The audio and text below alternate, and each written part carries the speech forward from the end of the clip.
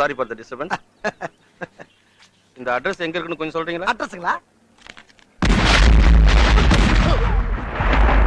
2000 நான் இறங்கி இந்த மாதிரி ரோடோட வீடு வீடா கடை கடையா பண்ணியிருக்கேன்.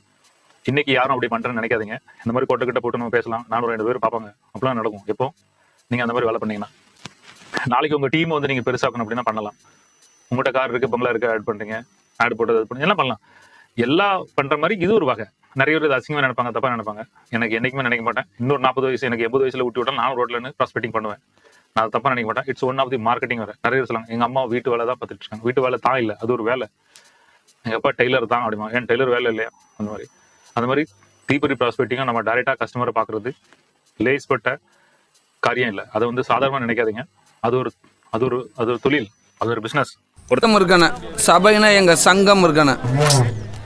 சொல்லுங்கப்பா, எதுவும் பிரச்சனையா? பஞ்சாயத்தில் தீர்ப்பு எதுவும் சொல்லணுமா?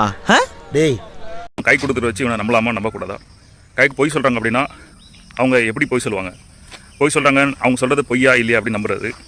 இந்த சொல்கிறத நம்பலாமா நம்பக்கூடாதா, அல்லது பொய் சொல்கிறாங்களா, அது எப்படி கண்டுபிடிக்கிறது? ஒருத்தர்கிட்ட பேசும்போது ஸ்டேஜில் வந்து பெண்கள் எப்படி கை கட்டுவாங்க, பசங்க எப்படி கை கட்டுவாங்க, எப்படி கட்டணும், எப்படி கைக்கூடாது, ஸ்டேஜில் பேசும்போது எப்படி நிற்கணும், லவ் எங்கே பண்ணணும், எங்கே பண்ணக்கூடாது,